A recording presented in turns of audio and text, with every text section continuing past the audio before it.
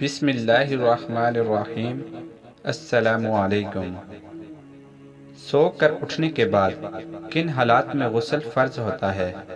Video شروع کرنے سے پہلے اگر ابھی تک آپ نے ہمارے چینل کو سبسکرائب نہیں کیا تو ہمارے چینل کو سبسکرائب کر کے بیل کے نشان کو دبا دیں تاکہ ہماری ہر آنے والی ویڈیو کا نوٹیفیکیشن آپ کو ملتا رہے۔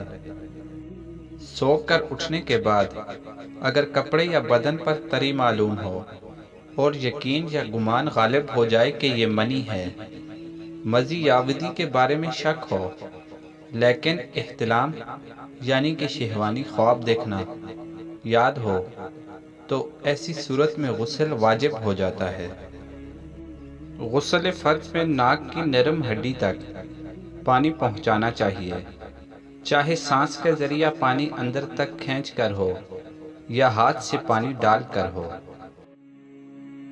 کلی اس طرح کرنا ہے کہ پانی منہ کے سارے حصے میں پہنچ جائے۔